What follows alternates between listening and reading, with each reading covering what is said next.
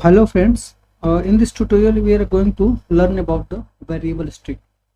So this is the series we are learning about the C++ concept using the OpenFOAM environment. So in last class I have told you about the scalar variable. So if you remember, I told you that scalar variable works like the float and double. Okay, so the float and double is equivalent to scalar in OpenFOAM, and if you want to use the int variable, the int works like the label. Okay, so if you want to use the int variable in OpenFOAM, you can use the label. Okay, so these variables are generally used in the OpenFOAM. Scalar is for the double and float, and label is for the int variable. Now in this tutorial we are going to learn about the string variable and some of the functions of the string variable. Okay, so this solver you are seeing on the screens I have already created, and I have commented out few codes here. We are going to explore these codes one by one. So first of all, I have adopted the fvcfd.h header files. Then I have called the string operation.h file. So some of the string operation is available in this header file. Okay, now I have started the coding from here, and I have creating one variable name as the test, whose type is the string. Okay, so this variable I have created here, and I am storing in the set in this test that this is the OpenFOAM tutorial.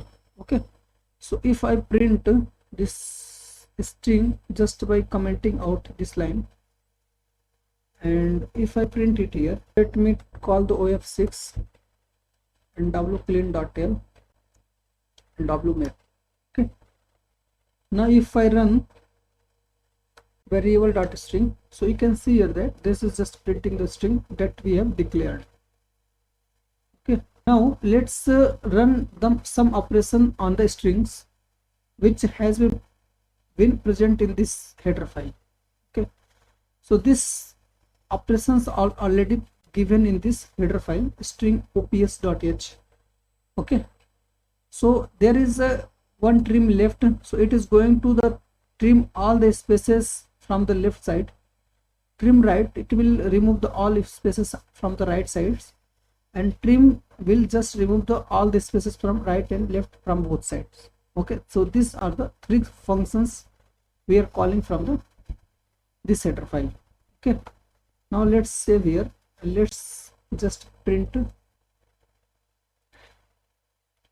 So you can see here that this is our the usual test string, and here if we are using the trim left, it is removing all the spaces from the left side, and when we are using the trim right, it is removing all the spaces from the right side, and when we are using just a trim, it is removing all the spaces from the left and right side.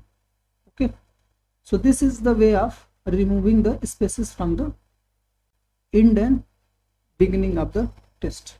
Okay, so again I am commenting it out.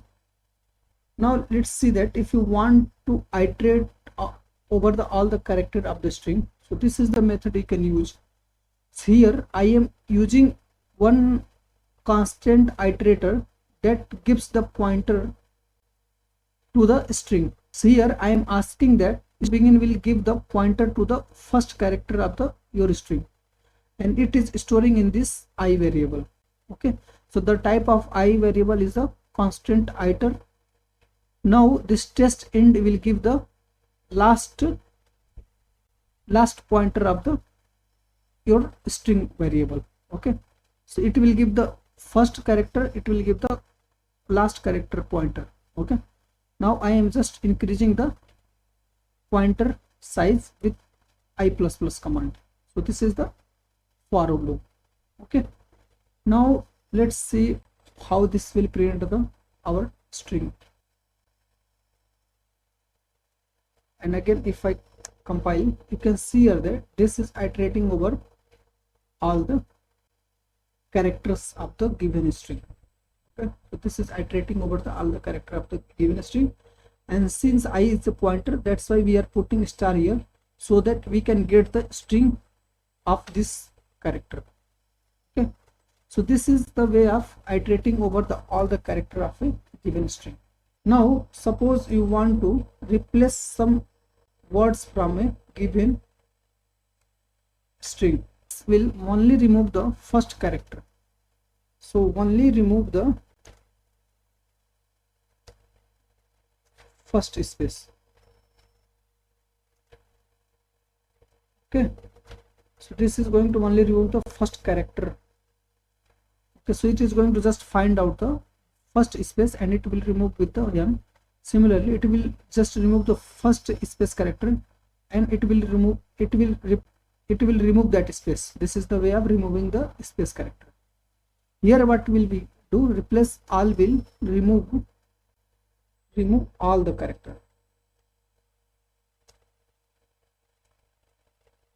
character, okay, and this is the way of remove all the spaces. So it will remove all the spaces because we are using the replace all command. Okay, so similarly it is going to replace all the from the given tutorial. So suppose we are using to the here. Okay, so let's see how this will work in OpenFOAM. If I compile, so compilation is done. So you can see here that, let's go to the one by one. See here, it will remove the first n. Okay, so first I am printing the test. So this is the first line where I am printing the test string. Now here, when I compile this thing, so it will remove all the first space here and it will replace with the n. So it is been removed with first space and it has been replaced with the n character. Now in second, it is going to remove the one space. So you can see here that the one space has been removed from this line. So here the spaces is greater and here the spaces is the smaller because one space has been removed from the given string. Now here you can see here that I will be replaced by the n. So all the i's will be replaced by the n. So you can see here that wherever there was I, so this I will be removed with the n. Here I is removed with the n, and here I is removed with the n. So all the I character has been replaced by the n because we are using the replace all. Now again this method will also remove the spaces here. So this line you can see here that all the spaces has been removed from this given string. And here you can see here that all the has been, that's why we have put to the here. So all the has been removed from this line if we are using this command here. Okay, so this is the method of replacing any character. So there are two methods. Replace will only remove the one character at a one time, and replace all will remove all the character of a given string. Okay, now to use the further functionality, let's create another test variable, that is the test2. I'm creating another variable, that is the test2, and we are writing this tutorial we are running in foam run and the user is from home. Okay, so the expand command, what do? The expand command just expand these variables. Okay, so whatever this variable means inside the OpenFOAM, that will be read by the compiler if we are using this command expand. Okay, so what does it mean? Let's save it and then again. So now you can see here that this is the first line. So first we have created the variable string and we are storing this line and we are printing this test2. So this is the just as it without using the expand command. But when we are using the expand command, this is just printing the what this variable means. Okay, so what does foam run means? That is printed by the expand command here, and what does foam means? That is printed by this command here. Okay, so this is the meaning of the expand command. So now let's create you can also create the dictionary inside of OpenFOAM. I'm creating one dictionary here. Okay, so let me turn off here this line. So I'm creating a dictionary name as the dict, and dictionary means there is one keyword for each keyword for each variable, each value, and you can access these values by using the keyword here. Okay, so for example, you can see that we are creating one dictionary and we are adding one keyword name as home, and the value of home is my home. Okay, so this is the value, this is the dictionary we are adding in our created dictionary. Now another dictionary I am creating the subdict, and inside this subdict we are storing two values, that is the value 1 and value 2, and the value 1 keyword has the value of val1 and value 2 has the value of 3. Okay, now I am storing this subdict inside our dictionary, this dict dictionary, and the subdict will have the keyboard name of the foam run. Okay, so if I print the dict here, so let me print the dict here. So if I compile wmake, and if I run here, so you can see here that what I was meant to say. So first you have created the dict name as the home and my home. So home is the keyword and the value is the my home, and again this subdict we are creating value 1 and value 2 having the value of these things, and we are adding this subdict inside the dict. So this is the box for the dict dictionary, and inside that dict we have added this keyword, and inside further we have created one subdict name as the home run having the value 1 and value 2. Okay, let me create another dictionary. Let me just copy here these things. So suppose again I am creating one subdict 2. Suppose we are giving value equal to uniform 0, and where I am putting type equal to, suppose we are giving the fixed value, and suppose we are adding it like inlet boundary condition, and here I am typing subdict 2. Okay. So if you want to see the changes, then we have to again run right here. Subdict 2 we have to write here. Again let me run the wmake command, and again let me run here. Okay, so you can see here that this is the one type of boundary condition you are creating. So you are creating the boundary condition at inlet, and the type as fixed value, and the value you are giving as uniform 0. Okay, so you can now relate with this here that you are one way you are creating a dictionary inside the 0 folder when we are declaring the 0 initial boundary conditions. Okay, so let me turn off here again. We are going to study about the dictionary in more details in upcoming lectures of the C++ series. Again create another variable named as the test3. So we have declared another variable named as a test3 where we are storing this variable.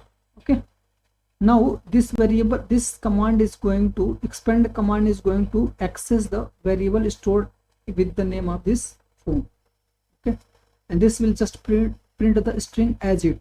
Okay, so however the whatever the string it is written here, that will print here just as it, but here it is going to expand and going to print the variable stored in the name of this. Okay, and so you can see here that this is the test that is printed. Okay, so this is the test that is printed here, test3, and then this is this character. Okay, now when we expand it, it is going to print here, that is the name of the this OpenFOAM star this colon variable, okay, and it is printing the this file. Okay, now if you want to replace the control dict, suppose you want to replace the control dict with the another different name, so this is the way you can replace control dict with the new name, any name you can give here. So what we are doing, we are creating one character, one variable that is the size type of the string, okay, and it is storing the position of, so it is storing the position of the this character, okay. So this I is storing the position of this character, okay. Now we are checking that whether I equal to, means whether I equal to the last location, okay. So what does it mean? This is just finding the location of this character, and if it is not present here in this given string, then it is going to give the I equal to -1, okay. So this means that if this character is not present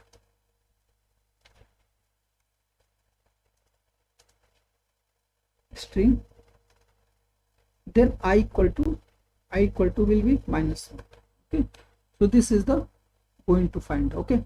If there is that the character is present here, then it is going to give the position of that. So suppose this is the location of the character of this is this slash, then this R find will give the location of that character, okay. Now it is, we are checking here that if I equal to string non-pose, that is equal to -1, so it is going to check that if I equal to -1, so if that character is not present here, so I will give -1, and it is checking that if I equal to -1, then it is test3 will be the name you want to add, okay. Now if it is the present in the given location, so if is not, I is not equal to -1 but have some number, okay, then it is going to replace, so I plus 1, because we want to go after this I character. So this character is present at I location, that's why we are adding one other locations, and we are going to add new name, okay. So at this location I plus 1, we are going to replace that whatever character is present here. So here we have control dict, so we are going to replace that character with the name of the new name, okay. And after replacement we are printing that that string, okay. So these two replacement we are doing here, okay. Now let's run the,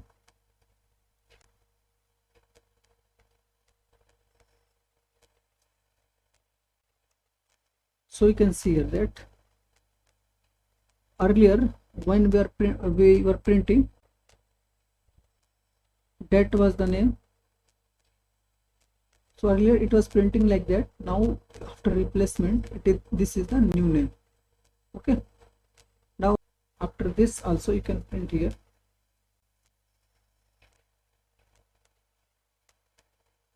So after this replacement also you can print here. It is what we are asking for. So here you can see here that this OpenFOAM has been replaced with the capital OpenFOAM has been replaced with the smaller open,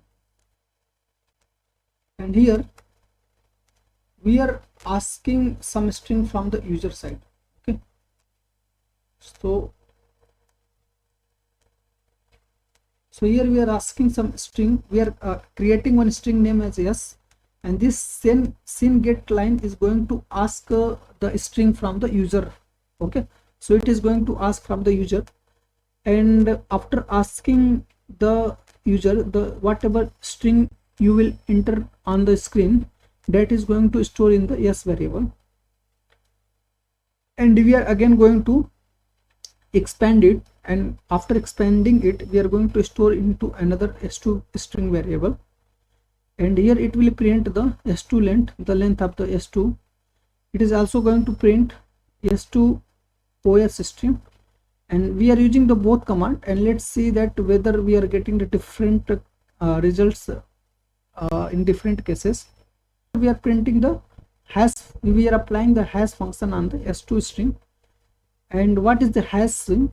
function for a string. So generally this has function used for comparing two string here. Okay, suppose there you want to compare two string like this is equal to that or not. Okay, this is equal to that or not. So one way of comparing that, you will compare each character one by one. Okay, so this is very costly, computationally costly if you want to compare very large string. Okay, suppose there is a 2 or 3 pages type of string you wanted to compare, then this is a very costly method computationally. So for that purpose we apply hash function on those variables and we compare those two strings here. Okay, so this is the most economical method for comparing two strings. So what is the hashing we will discuss in coming tutorials. So if I compile here, so you can see that it is not doing anything because it is asking user to enter some string. Okay, so I am entering here, this is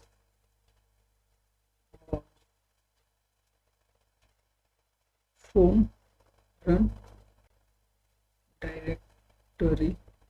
Okay, so this is a string I am entering, and if I press enter, you can see that the output string is having the 57 character, and it is printing the expand command is printing the this name. And similarly, if we are using the, so for printing purpose we are using the cout as well as info. So you can see here that both are giving the same kind of results, only some difference is there. In info command it is considering the semicolon also, but here it is not considering the semicolon. Okay, and this is the hash function result of the this given string. Okay, so these things we have cleared, we have discussed in this tutorial about some functionality of the string variable. Okay, so remember this is the string is even if you want to know more about the string.h or string operation.h, you can just copy this and you can print here and just search Google search. You can go to the, you can click on those files. So this is going to give you the header files, whatever variables present here and what is its functionality and how you can use those functions present in this string variable. This all given in the string ops.h. Similarly, if you want to know more about the string.h, that you can do. So remember OpenFOAM, to type OpenFOAM also. So here you can all know about the string.h variable. Okay, so there are many functions available inside the string. We have just used some variable like replace function we have used, replace all we have used, just to go through it. And here also string operations variable present here, but this is the enough whatever I've told you for upcoming lectures. Just you should know about little about the string operations and the string variable. That is enough for the OpenFOAM upcoming lectures. But even if you want to go to the more details about these variables, you can refer to this given links. So I hope this tutorial is helpful for you, and thanks for watching this video.